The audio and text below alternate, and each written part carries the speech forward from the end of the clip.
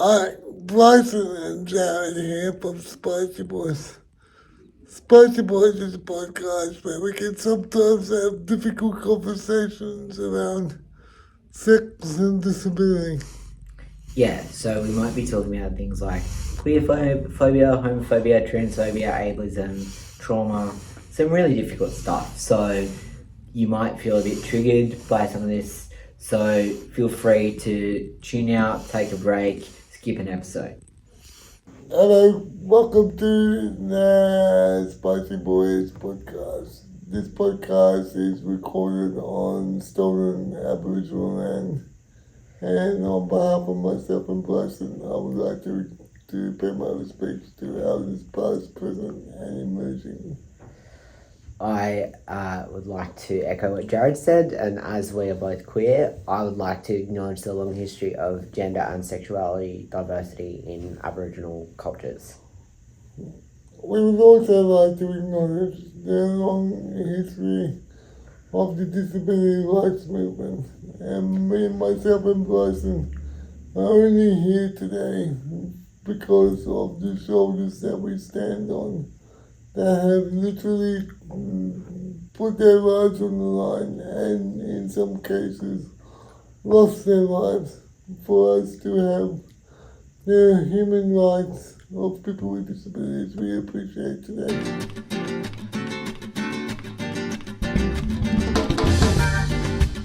Bryson, Yes, Jarrod? excited Me too. We've been talking about this for like a long time. two or 3 months. Yep. Yep. And like all good queer disabled people, we finally got our shit together. Yeah. Have you ever done a podcast? I have actually. Yeah. Yeah. I hope that sometimes I say things that people wanna hear. So Well, we'll find out. yeah.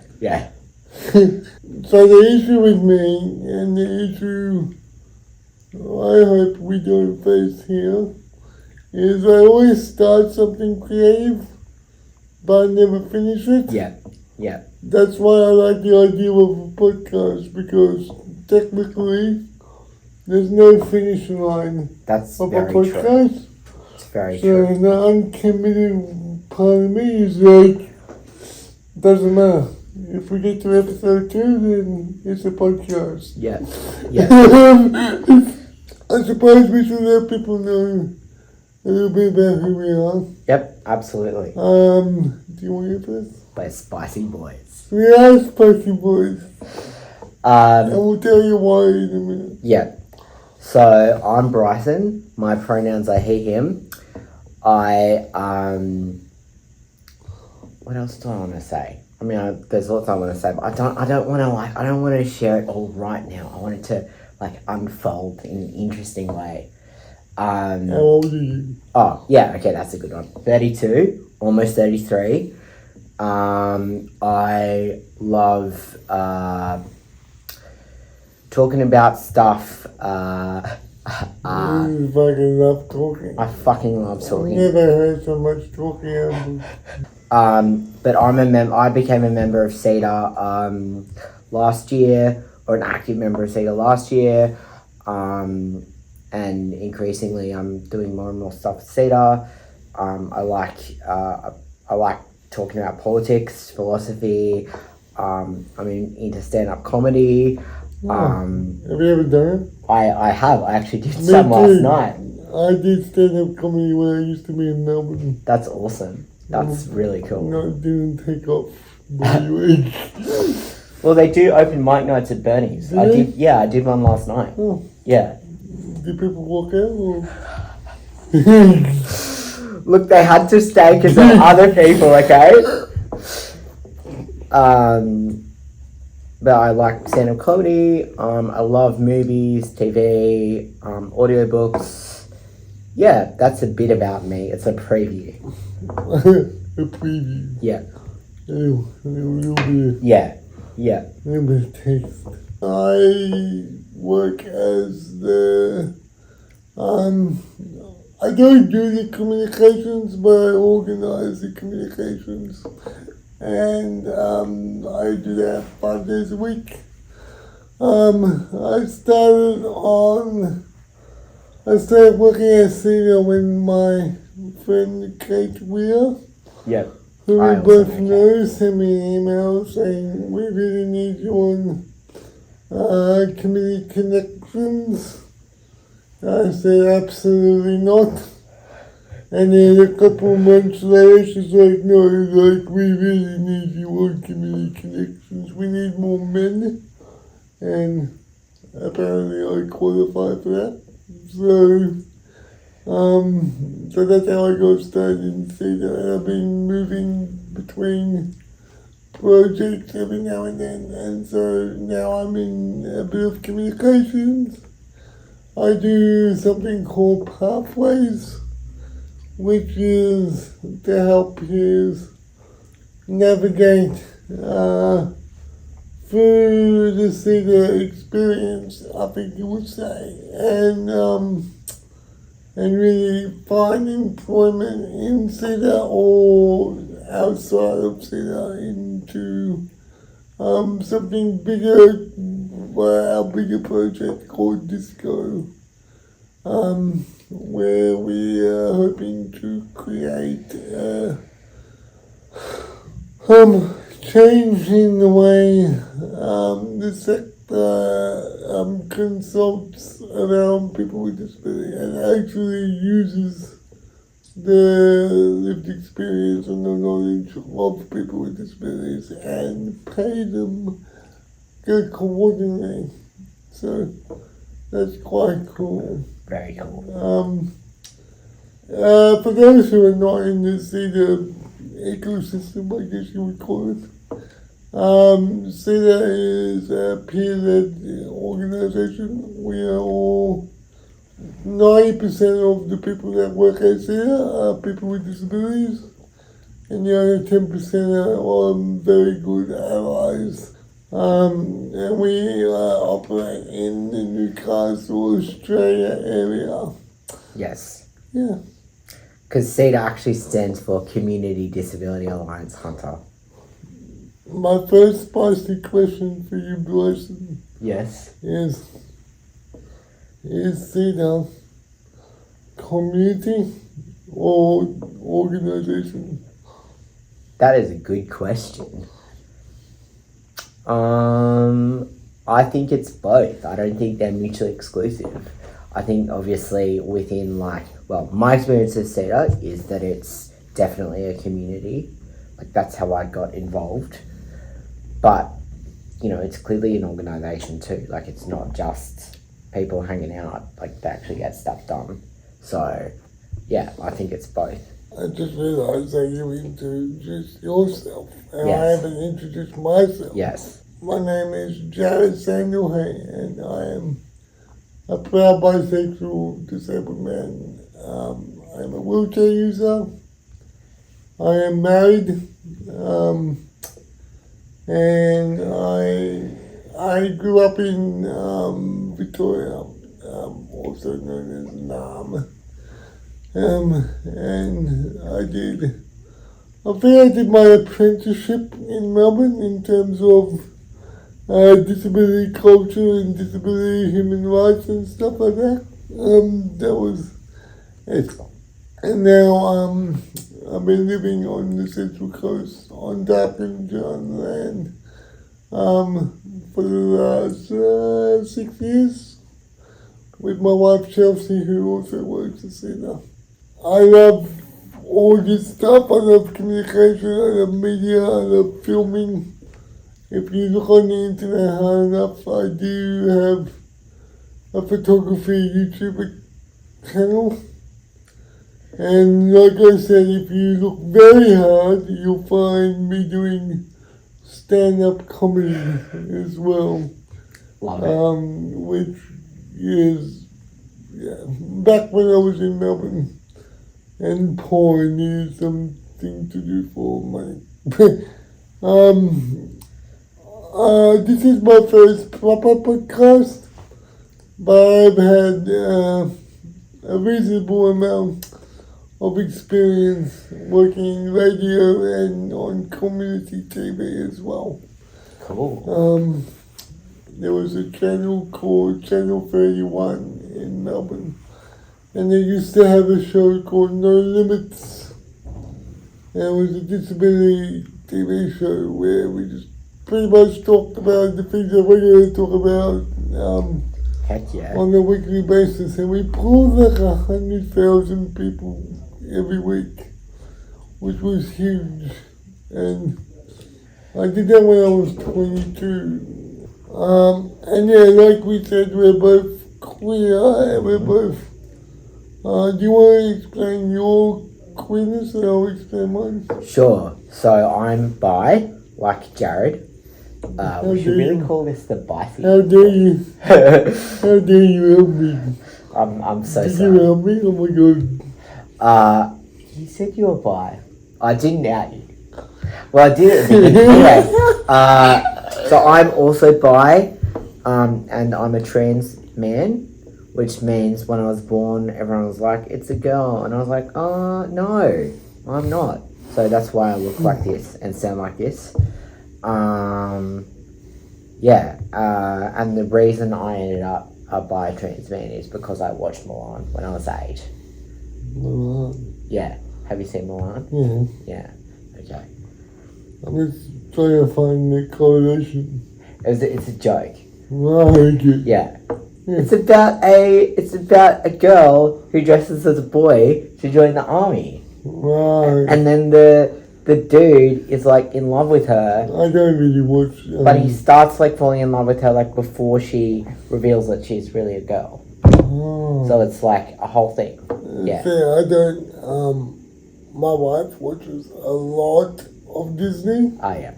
and it's hard to absorb all Yeah. of it. Okay. Alright. My favorite Disney movie is Moana. Yes. Moana is good. Moana is the best. Yeah. Yeah. Say it. No, I'm not gonna say it. I'm not gonna say Moana's the best. It's not my favourite. My favourite is The Lion King. Yeah, everybody's favorite movie is The Lion King. It's a good movie. Imagine throwing your brother off a cliff. Like, what would you? What would I do? No, I mean, why would you do that? Why would you? Oh, That's a pure example of toxic masculinity. yeah. Well, you know it's based on Hamlet. The Lion King is Right. based on Hamlet. So, yeah, like in Hamlet, Hamlet's uncle kills his dad. Yes. Yeah. So, it's... But I was happy that Scar has been discriminated against for his disability. Scar. Does he have a disability though? Well, he has a facial difference. That's true. And our friend, my friend, not your friend, you wish you were friends with Carly Finlay. My friend Carly Finlay would tell you that, people get discriminated against all the time for having facial differences. Yeah. So really, Scar is also a victim. Yeah. I know I've like seen some of Carly's commentary around the villainization of people with facial differences. But I hadn't thought of Scar as someone with a facial difference. It's in the name. Very true. But yeah, you don't necessarily think. Yeah. I mean, I actually saw a tweet the other day that was like, stop making complex Disney villains that have intergenerational trauma. Bring back these villains, and like one was a picture of Scar. It was like it's literally intergenerational trauma. You know, if you want to read it that way. Why you are the way you are is because of Mulan. Yes, I tried to make a joke that fell flat, and then we got into. No, I didn't fall flat. It was fun. Oh, thank you. Well, Thank you you. let Bryson know in the comments if it's funny or not. Yeah. When I said I was trans because I watched Milan when I was 8, that got a big joke. That got a big laugh. Better than your response, Jarrod. I transitioned for the cheaper haircuts. Yeah. It's funny. The testosterone is doing a good job of making sure that the haircuts are entirely unnecessary. Oh, really? Yeah. You see, I thought I had a lack of testosterone. That's why I'm bald. No, it's actually like you're hypersensitive to a particular form of testosterone. Right, okay. Yeah. So there's that's how like anti-balding drugs work. Is they like block your ability to like your sensitivity to a particular form of testosterone. Yeah. Well, that could be like dangerous and cool at the same time. Yeah. Yeah. I think I'm just bored because I have shit genes. No, it's because you're actually extra manly. Yeah. Yeah. Yeah. Because I work really hard. But no, I knew I was bi a long time before I saw that movie, thank God.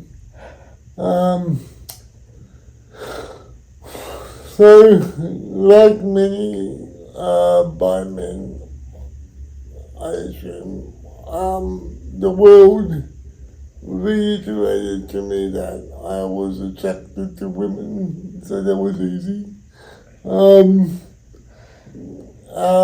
But it took me about 10 years to realize, 10 to 12 years to realize that I was attracted to men as well. I remember the moment too. Really? Yeah. So it's like I have to work out how to not disclose locations or people. But I'll say, when you're young and you meet someone like a couple of years older, Yeah. and you just think that they're like the best thing you've ever seen Yeah. in Absolutely. your entire life. Yeah. Yeah. So I had a infatuation and a friend. He was a friend with a boy who was 4 or 5 years older than me. And I was like 11, so I'm like I want to spend all the time in the world with him. Not because like I loved him, but because like, I just thought he was like the bee's knees. Yeah. And so I used to go down to his house. Like I used to wake up at like 7 o'clock. Oh my god. And I used to go down there at like 8:30 and be like, "You want to hang out?" Oh my god. It's such a loser. Anyway, being so early in the morning, Yeah. I literally would wake him up.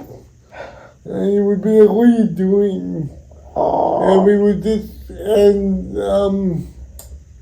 he would just come out and sit with me. And because it was in the morning, he was wearing pajamas. I remember him wearing boxer shorts. And that was the first dick I saw. And I'm like, hang on. Like, I'm excited, I'm curious, and I want to see more of this dick. And so that's where I'm like, oh, okay. Maybe I'm not just into women. And that was the first indication that I'm like, okay, this is the way it is. Yeah, so, but unfortunately for me, I never did get to see any more of that dick. Poor little 11-year-old Jarrod. Yeah, and then over time, my feelings just evolved. And, it's quite interesting being a married man to a woman. Yeah. I assume you would feel the same, that people discredit your bi-ness all the time. Oh. But it's incredibly intense when you are in a heterosexual relationship, because once you're married even, everyone, like a lot of comments like, oh, you were bi, now you're married. Yeah. It's like, It doesn't go away. Yeah. I have not been married. And I actually have never been in a straight relationship. But you're missing out. I've definitely had that experience where people will just say, oh, they just completely dismiss your bisexuality. based on who they perceive, like, or the perceived gender of the person that you're in a relationship with. And I've had it from, like, because I was bi, I was openly bi before I transitioned, and I still am. And so I had the experience of being perceived as a bi woman, and then now as a bi man, people just sort of go, oh, what, like, it's very, very interesting. And, like, people would say to me that they wouldn't date me because I was bi, like, when I was trying to date, like... Yeah, but people say that. Yeah. And the first person I kissed, I told them I was bi, and they were like, oh, why are you bi? And I was like, because I am. And because of Mulan. Because of Mulan. It was all Mulan. It's all back to that moment.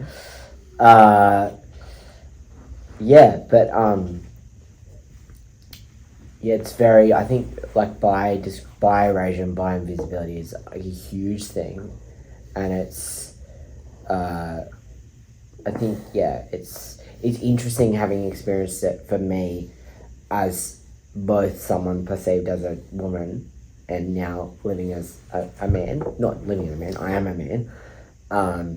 Like, it's interesting having experienced it from both sides, because there are a lot of similarities but also differences as well. Like, when I was perceived as a woman, people would think I was, like, just experimenting, and now people think that I'm just gay and I'm not honest with myself. It's like, it would be interesting if I were dating a woman, how I think people would potentially be like to my partner, like, oh, he's just gay, like, you know, because I am very, like, you know, I come across quite queer, like, people tend to clock me, and you say that, but I reckon you could be queer. You think I could be queerer? I don't have an earring, but You think that would do it? Sorry? You think that would do it? Yeah, just an earring. Okay. Or, like, totally gay now. Yeah.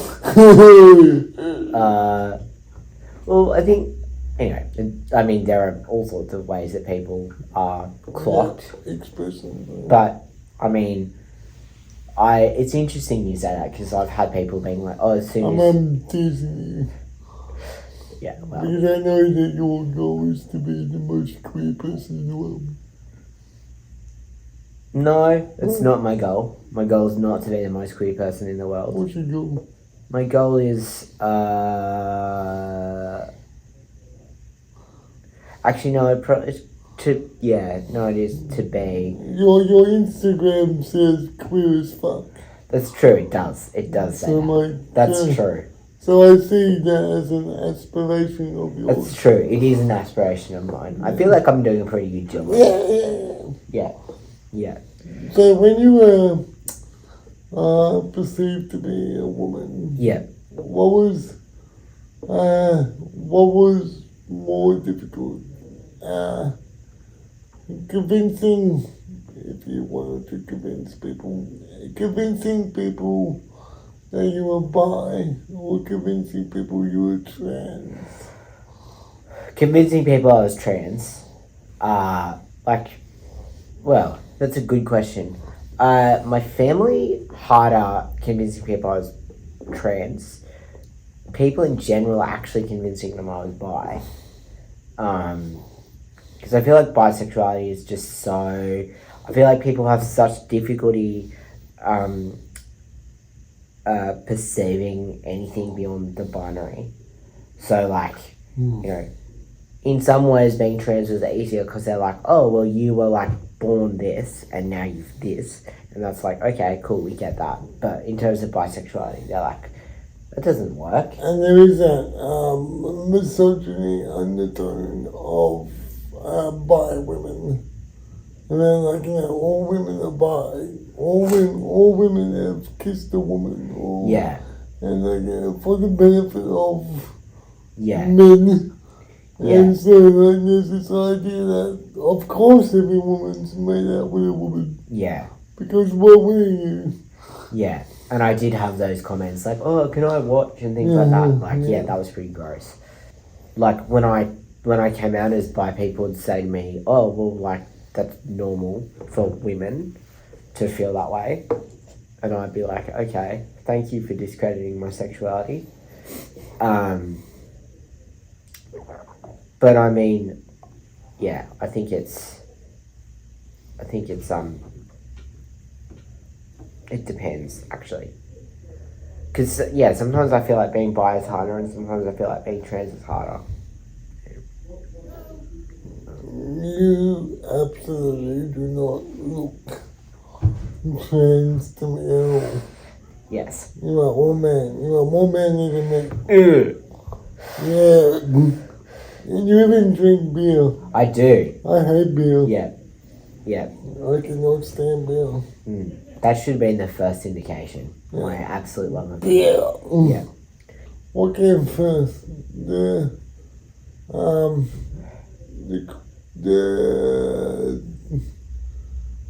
queerness around the queer awareness, or the disability awareness?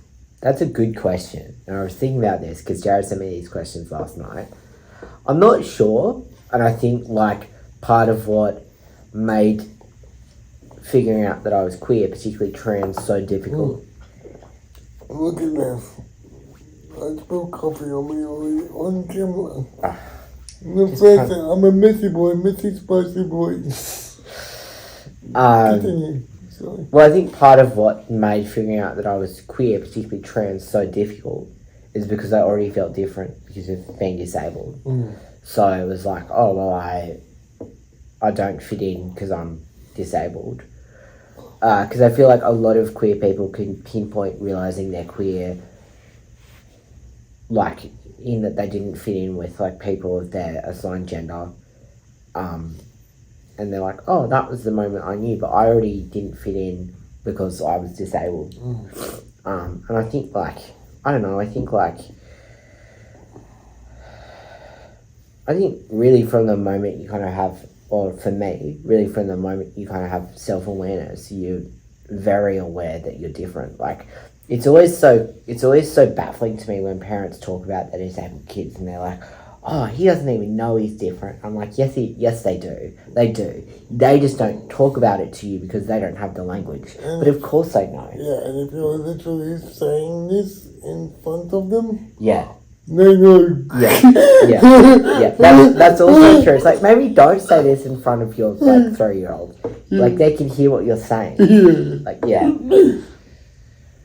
But yeah, I think like, apparently, I don't remember this, but apparently, like, I would just, like, I would say that it's, like, apparent, because I remember asking my parents once, like, when did you tell me that I had a disability? And they're like, oh, we didn't really tell you, like, you just, like, came to appointments and, like, you know, and that's how you found out. And I was like, that's not great. Like, I don't think that's, so I think, yeah, probably the awareness of, like, being disabled is, like, from conscious memory, like, in some ways.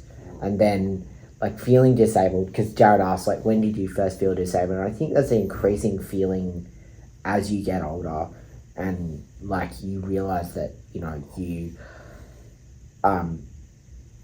find it harder to do the things that you would like to be able to do in the same way that your friends do them. I think it's like an increasing awareness of that, like, you know. I'm not quite sure who said it, but it's quite morbid.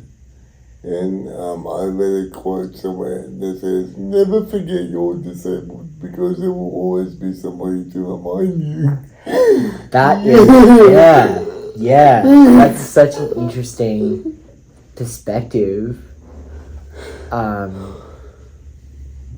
think unlike queerness or biness for me, knowing I was disabled was a result of the society that I lived in. I was able to be bi when I was 10, 12 by myself. Yeah. Like in my mind. The world told me I was disabled because it was a deficit. Yeah. And it was a problem before it was pride. Yes. And again, I have a little bit like the story I told where I could pinpoint my bias. I can pinpoint my queerness and my disabledness. And it was, my family is religious. I was doing my first communion, and don't know if you've ever been into a church, Bryson. Yes, I have. Yep. There's a lot of stairs. As lot in of stairs. STAIRS or STARES? I'm a bit of both. Okay, cool. Love it. I'm talking about the physical ones that people walk up. Yep. And when you do your first communion, you have to, the typical way you do it is to walk up the stairs and the priest gives you your communion. So there was 2 stairs. 2023, Jarrod would say, hey, these stairs are not going to work for Jarrod, so how about we all not go up the stairs? But 1997, Narrow Catholic Diocese world was, well, Jarrod just won't come up the stairs, and we'll go down to him and we'll give him one, and then the priest will go up. And they literally took a photo of all the fucking kids on top of the stairs and little crippled Jarrod there below. Yeah, man. Talk about a othering experience. I'm like, you know what, church? Not for me. Yeah. Wow. That's... That was my first real, I'm not the same here. How old were you? Probably around the same time I found out, I worked out I was bi. I think it was between 9 and 12. Can't remember how old you have to be to do your first. I think it's like 9 or 10. Yeah. I've put that shit at the back of my mind in the trauma bin. That's really interesting that you have like moments that you can kind of pinpoint. Like, yeah. Oh, I mean, they all collect. Yeah, absolutely. Yeah. And they all roll into one and they Yeah. create bigger issues and bigger understanding of why the world is the way it is the way it is. Yeah. But yeah, those moments really stand out to me. Yeah. It's interesting what you were saying before about having, I think for me, about the, like, where kind of, being disabled was like something that you were told you were, whereas being bi was something you could do in private. And I think I feel that way about my queerness, my biness, but like, there's a real parallel with like being trans and being disabled. In that, like, for me, I was like, the body wasn't your body. Sorry? The body doesn't match up with the mind. Yeah, that's actually that's an interesting point. That's actually a whole other discussion. I was and really interesting intersection between trans and disability. Pull me up if I'm being transphobic or... Yes, you're so transphobic, Jarrod. I think so. No, I mean, I do think that's a really interesting discussion.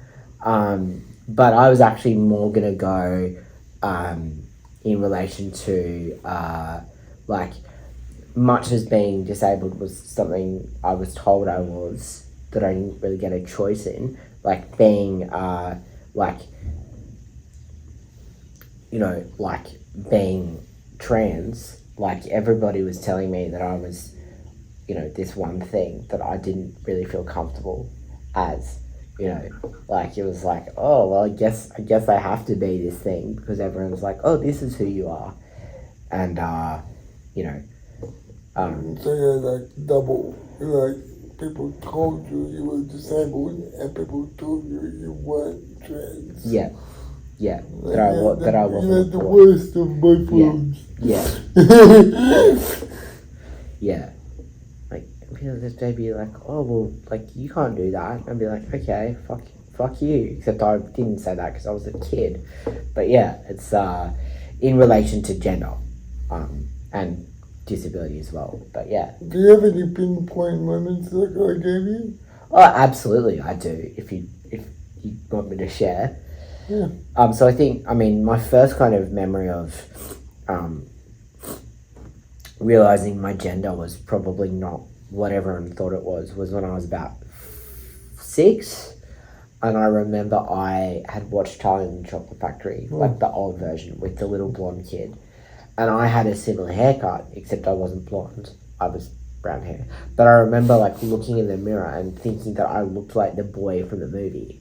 And telling my mum, like, hey, like, don't you think I look like that kid from Charlie and the Chocolate Factory? And specifically, like, being like, I look like a boy, and feeling good about it. Yeah.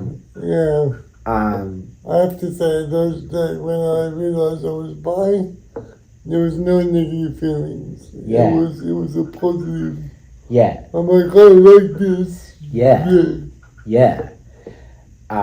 And then the negativity you feel about it is then does come from other people, because they're like, yeah, I would, you know, and I had short hair and stuff, and people often, as a child, and people often thought I was a boy, like a young child, and I liked that, but then I felt like I couldn't express that, like, you know, well, I didn't know I could express it, but yeah, definitely a moment that I think back to a lot is that moment where I was like, oh, I look like a boy, and feeling good about it, but not really feeling able to articulate it. In retrospect, I'm like, oh, yeah, I didn't have the words, because I didn't know I could, you know, and in terms of sexuality, it's really interesting, because, like, you know, I knew I was attracted to boys from, like, as early as I could feel attraction, and, like, in, you know, if you're like, oh, well, I was always a boy, then you're like, well, I was gay from day dot, but I didn't understand it. I was like, gay feelings, because I didn't know I was a boy. But, like, my first feelings of, like, starting to realize I was queer was, like, 14, and I tried, like, sexuality-wise, and I tried to tell my dad. I was like, I think I might be gay. And he was like, no, I don't know. I don't think you are. And I was like, oh, okay. I guess I'm not then. Did he tell you why you didn't think you were gay? Oh, yeah, because I was attracted, because he, like, heard me talk about being attracted to people of the opposite gender. Right, okay. So he was like, well, you're not gay. He didn't say in those words, but it's a conversation that really stands out to me. That's what you heard. Yeah. And I think it's, like, such a, like, you know, it's such a important thing for parents if their kids are trying to come out to them. You know, you have to approach it with, like, curiosity and, like, engagement and, like, you know, like, even if, like, you think your kid's too young or they don't have the right words or la la la, like, you have to keep those feelings to yourself. You have to, like, be like, oh, okay, like, tell me more about that. Like, thank you for sharing that with me. Like, all those kinds of things. Because, like, it's... That conversation, like, shut me down for years. it was like, oh, I guess I'm not queer then. I put it in a little box, same with you on the community thing, and then put it in a little cupboard in the back of my mind. I was like, We want to go there again. not gonna do that. Yeah, I really admire you. Because I never came out verbally to my family at all. I was just doing this stuff. And yeah, I let people make up their own minds. Yeah. And it's not something that I regret, but at the time I did it because of the shame factor or the fear. Yeah. The fear factor. Yeah. Of coming out, what it would mean, Yeah. what the conversation the next day would be. Yeah. So that's why I never said, hey Dad, I'm bi. Because I was concerned about, I was just hyper aware that I felt like I had no autonomy in their house. Yeah. Because it was their house. Yeah. And this was before the NDIS, so all my support was coming from my parents. Oh yeah, wow. So me as a person was really not controlled, but my parents played a big influence on my day-to-day life. Yeah. And there was all kinds of arguments we would have just because of them being the only people of my support. It's so weird, like we would have an argument and then we would not talk to each other, but then my dad would need to help me go to bed or go in the toilet, and it's like, this is weird. I think, like, that's such a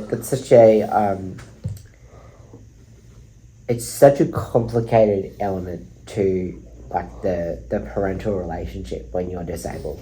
Like I think, like, and I'll just share, like, for people who don't know me, I'm sitting down so you can't tell. In terms of my like physical support needs, I don't have, many physical support needs. But even still, as a kid, I can so relate to what you're saying. Like, it was this fun, and such a tension with I was so frustrated. Like, I would get into arguments with my parents, but it was also like I had a need for them in ways that like other kids didn't and other people didn't, and that's like it introduces such an acutely complex aspect to the relationship. And then when it does come to things like coming out to your parents and things like that, like, What if I came out and my dad was like, get the fuck out of my house? Yeah. What am I gonna do? What is the outcome then? Yeah. And I would be okay eventually. Yeah. But as a 14-year-old, what type of what am I going to be in for? Yeah. It's, because queer kids are already really vulnerable, disabled kids are already really vulnerable. You put those two in the mix together, it's like... You make diamonds. Yeah. Bryson, you make like beautiful diamonds. That's gay, Jarrod. Gay.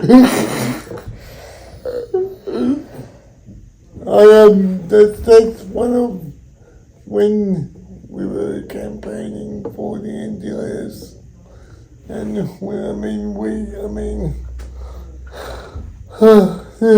community that was a part of one of my speeches was the NDIS would allow my mum to be my mum. Yes. And not my unpaid support worker. Yeah. So that was one of the arguments that I made over and over again. Yeah. I think that's such a, like, I think, I might have even heard that speech, because as you were saying that line kind of jumped out at me, so I might have even heard that speech. I think that's so important, like... This is not very spicy, really. That's not very spicy. No. I mean, I think it is quite spicy, because I think it's like, well, yeah. like... Who is responsible for what? Yeah. And also, like, this really delicate interplay between, like, supports and, like, relationships. I mean, I actually think that's pretty bloody spicy. It's not an excuse, but it's one of the reasons why I no longer have a relationship with my parents at all. Mm.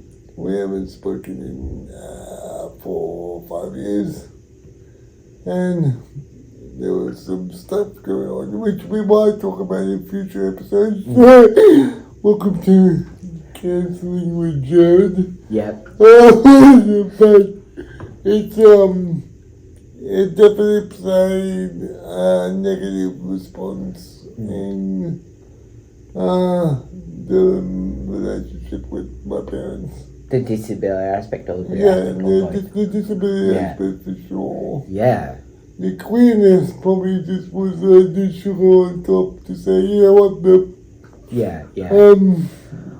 And so when that relationship breaks down, the blame is always, the family broke down because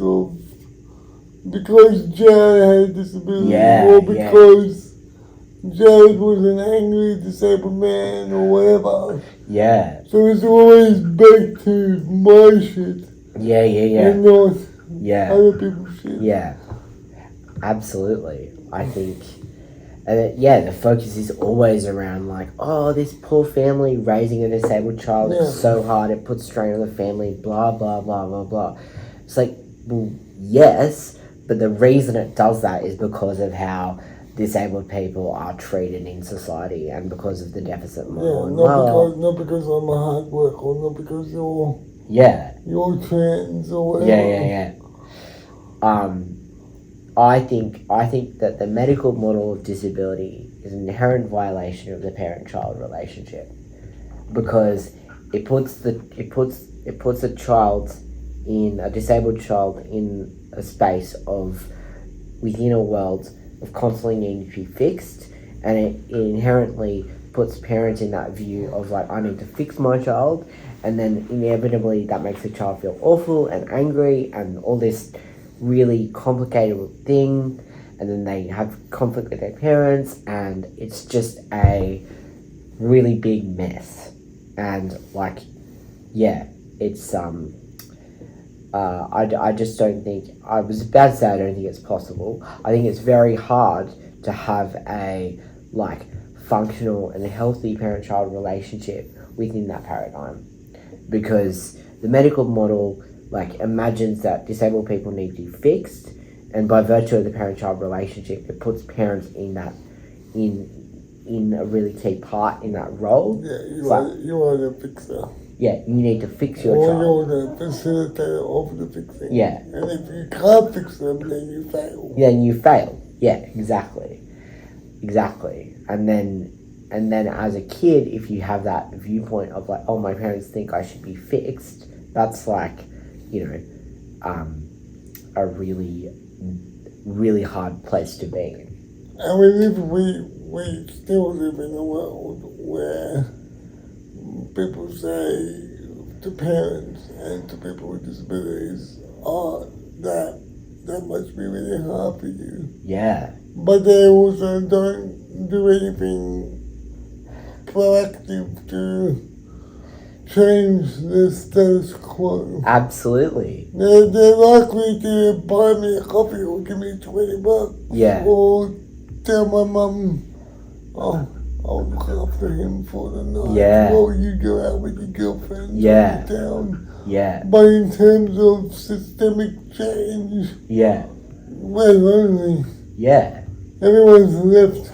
Parents are left to Yeah. sort this shit out for themselves. Yeah. And the person that gets affected the most is the person with disability. Yeah. Exactly. So it's a lonely world for both parents and for people with disabilities because we're expected to sort it out. Yeah. And that's where you get into language like, oh, you've overcome your disability, or and that leads to a whole bigger issue around how we view, how society views disability. Yeah, absolutely. Because now we've moved to a model where financially society probably sees the burden placed on them with the NDIS costing what it costs. Yeah. And people are like, well, who was paying for this before? And it was like, literally families. I don't actually, that's an interesting piece actually, because I don't actually know anything about like how disability supports were funded before the NDIS. I don't know about New South Wales. I knew a little bit about Victoria. Cool. Because before I accessed the NDIS, I was just getting in terms of like day-to-day support, like, well, nothing, because I didn't really, in terms of services, I should say, not much. And then like before that, when I was a kid, my parents would just pay for everything. So I had no idea what it was like. I know. I'll talk about Victoria in a minute, but I know in New South Wales, my wife Chelsea, her family literally had to fundraise for wheelchairs and stuff.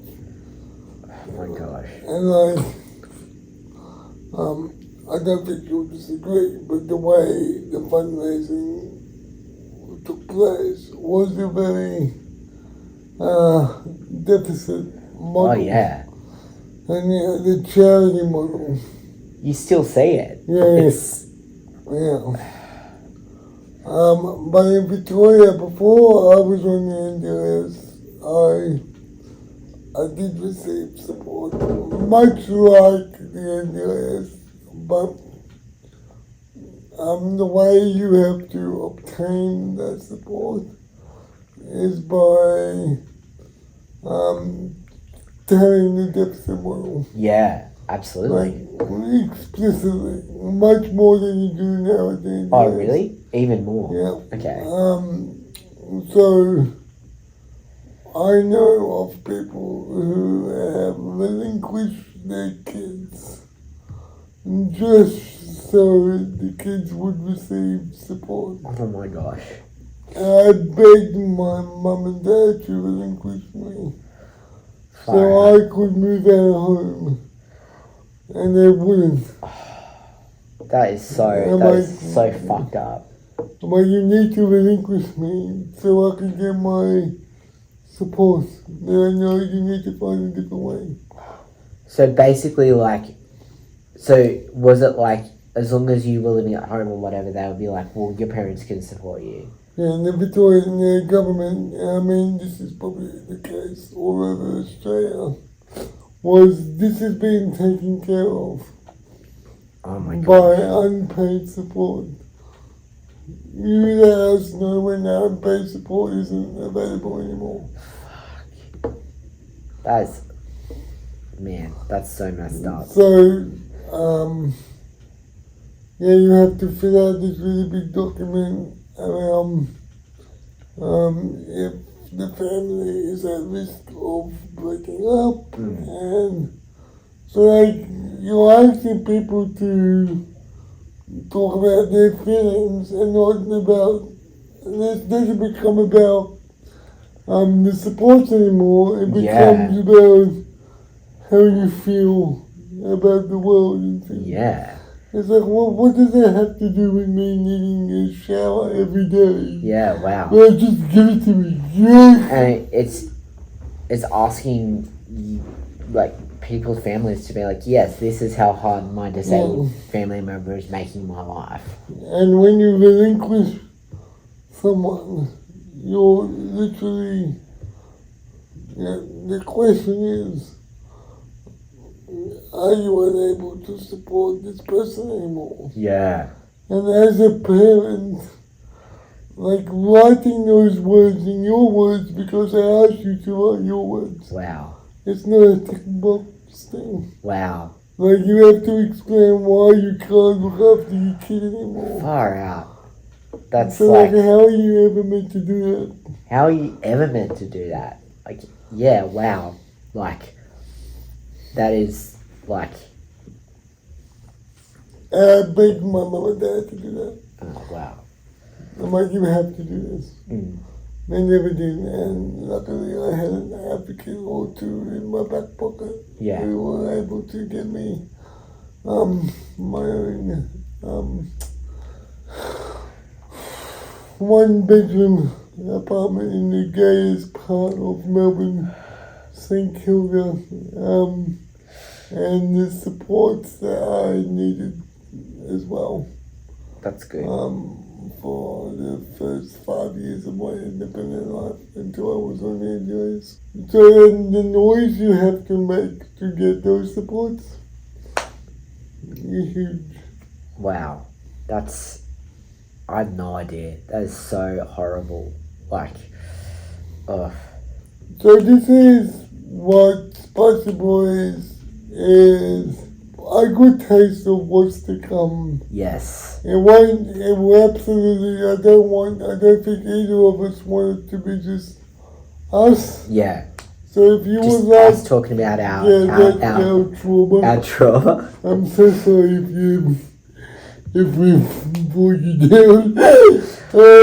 We should actually put a content warning. We should put a content warning, yes. Yeah. And we'll both leave some resources below if you need any support. But we really don't want it to be just a boys' club either. So if you would like to be a part of Spicy Boys in any way, we can please let us know in the comments below. Do you ever see the email? I do, but I would actually You never use it. don't really use it. That's why you never reply to me. Yes, I need to sort it out. I do reply to you on Messenger. Yes. So if you know us personally, just message us the way you have been. And if not, you can email me at jarrod@cedar.org.au. And you'll be able to find this podcast on Spotify and YouTube to begin with. And we will start distributing it in more places as well.